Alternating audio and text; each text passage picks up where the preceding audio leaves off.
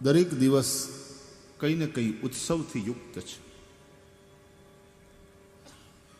સુખ દુઃખ જીવનમાં આવ્યા કરે, પણ જીવનને આપણે ઉત્સવની જેમ જીવવાનું છે.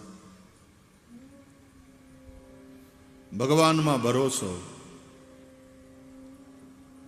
જીવનમાં ઉત્સાહ, આનંદથી ભરેલું જીવન એટલે ઉત્સવ. જેના જીવનમાં ઉત્સવ છે એને માટે ઉત્સવ મનાવવા માટે કોઈને કોઈ બાનું, કોઈને કોઈ કારણ એને મળી જ રહે. દિવાળી પહેલાના કેટલાય દિવસથી આપણે દિવાળીની તૈયારી, વાક બારસને, ધનત્રયોદશી, પછી ચતુર્દશી, પછી દિવાળી, પછી બેસતું વરસ, ભાઈ બીજ.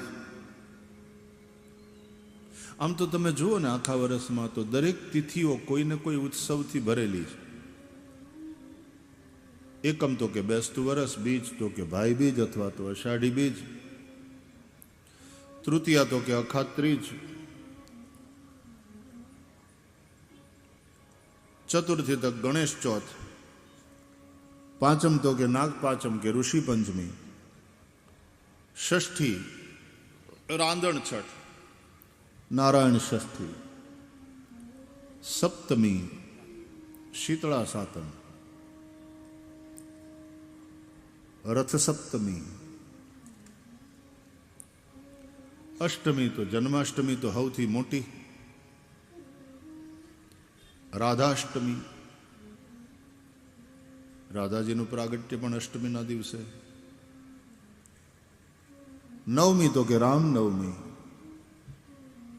દશમ તો કે દશેરા, એકાદશી તો પવિત્ર શુદ્ધ છે જ, તે દિવસે તો પાછું વ્રત કરવાનું આવે.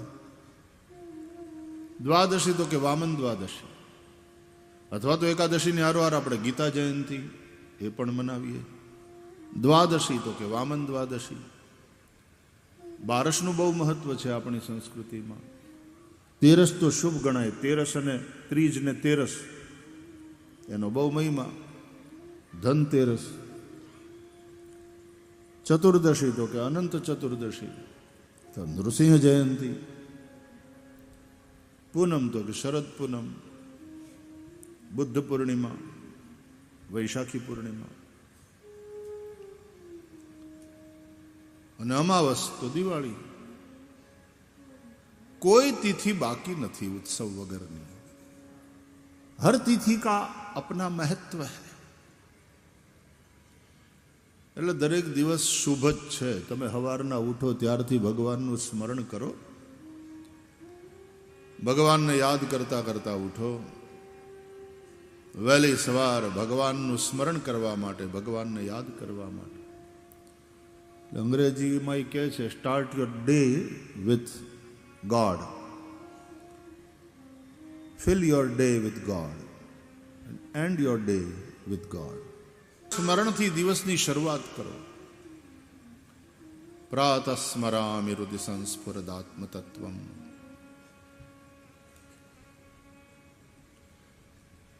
રાત રહે જાહરે પાછલી ખટઘડી, સાધુ પુરુષને સોઈ ન રહેવું.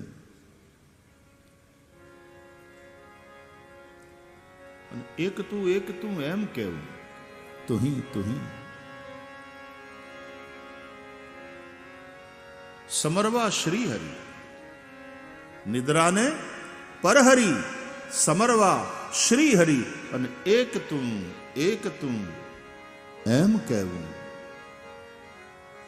રાત રહે જાહરે પાછલી ખટઘડી, સાધુ પુરુષને સુઈ ન રહેવું.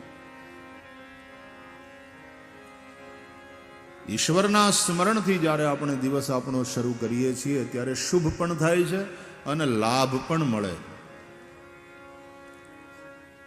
જૈન પરંપરામાં તો આશીર્વાદ જ આપે મુનિ ભગવંતો. ધર્મ લાભ.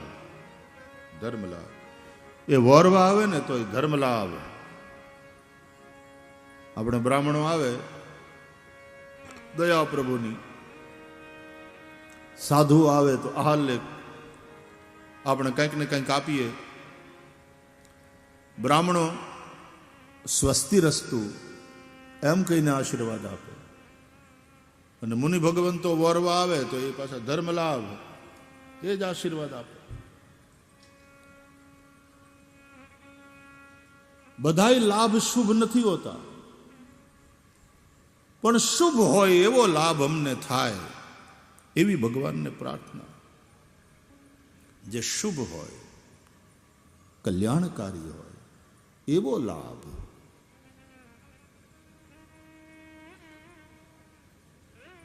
ભ્રષ્ટાચારના પૈસામાંથી ભાગ બટાઈનો લાભ મળે એ લાભ છે, પણ એ ધર્મ લાભ નથી, એ શુભ લાભ નથી. ડોંગરે બાપજી ગઈકાલે જલારામ જયંતિ પણ હતી અને પૂજ્ય ડોંગરે બાપજીની પુણ્યતિથિ પણ હતી. ડોંગરે બાપજીની આ સમયમાં જ એ મહાપુરુષની વિદાય થઈ. પરમ ભાગવત પૂજ્ય ડોંગરેજી મહારાજ એમ કહેતા કે સંસારીઓને માટે પૈસો જરૂરી છે, પૈસો કમાવો એ જરૂરી છે. એ પૈસા કમાવવા માટે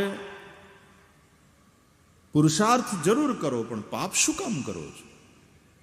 અનીતિ શું કામ કરો છો? હરામનું શું કામ ખાઓ છો? પુરુષાર્થ કરો, પાપ ન કરો. પૈસો પડ્યો રહે છે ને પાપ ભેગા આવે છે. આ જન્મમાં નડે અને પછીના જન્મમાં પણ નડે. માણસ પાપ હસતા હસતા કરે છે, પછી એનું પરિણામ રડતા રડતા ભોગવવું પડે છે. આવું ડોંગરે બાપજી કહેતા.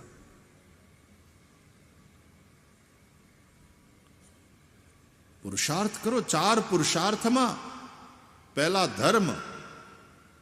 ધર્મનો લાભ થાય, પછી અર્થ લાભ, શુભ લાભ. અહીંયાથી કહેવાયું ને કે આપણે દરેક ઘરને દરવાજે શુભ અને લાભ લખતા જોઈએ છીએ. પહેલા શુભ, શુભ મંગલ સાવધાન. શુભ થાય, મંગલ થાય.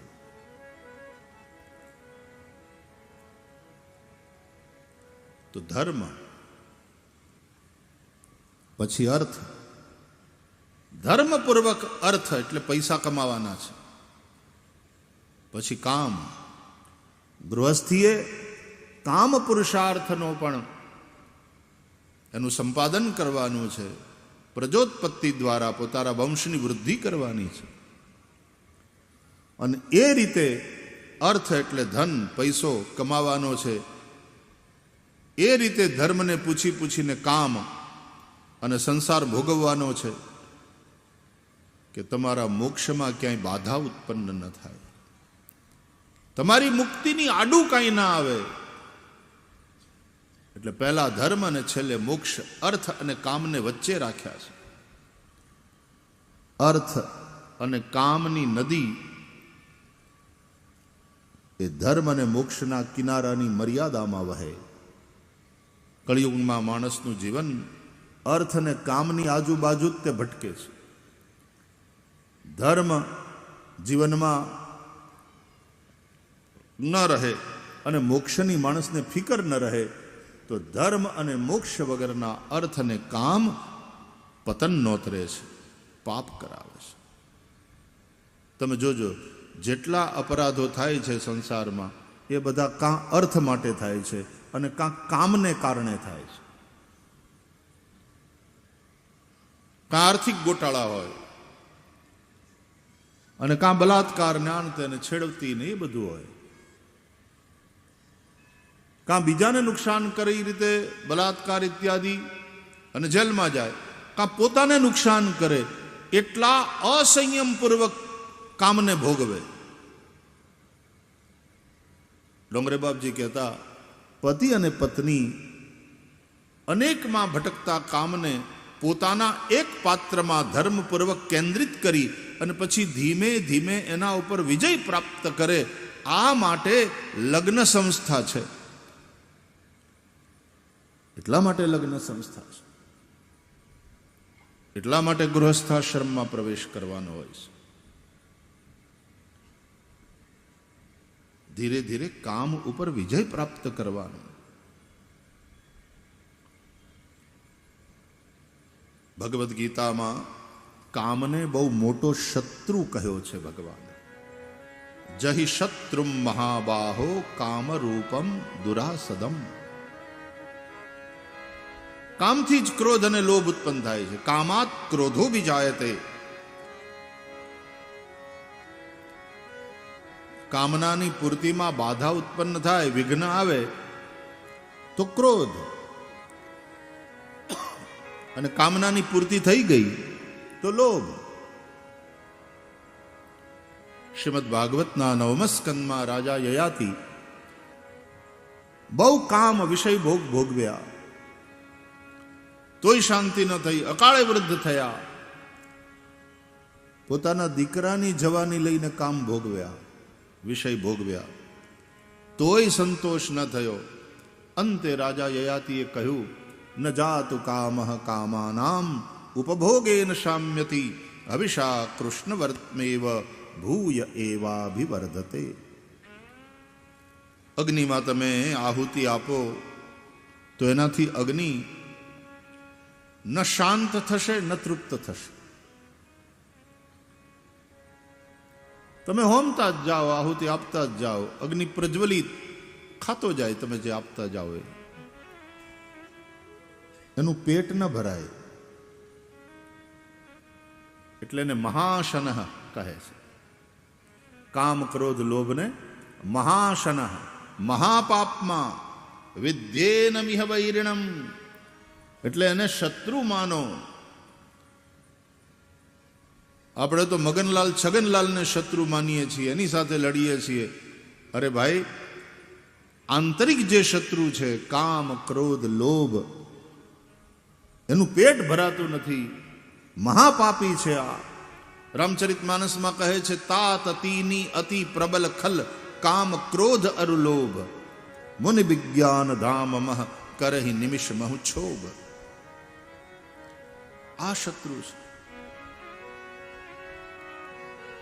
હથિયાર ધારણ કરો. આપણી સંતવાણીમાં સંતો કહે છે, એટલે જ સંતવાણીના ભજનો ગમે છે. છિલબર છી બાંધો તમે હથિયાર,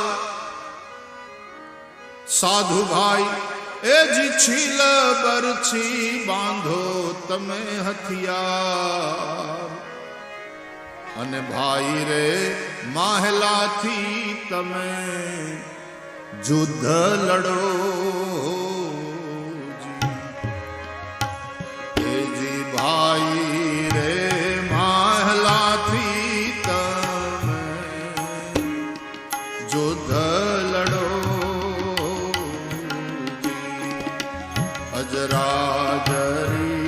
અજરાજરિયાન જા સંતો ભાઈ એ જી અજરા કાઈ જરિયાન જા. થોડે રે એ થોડે રે સંતો સાધક્યો.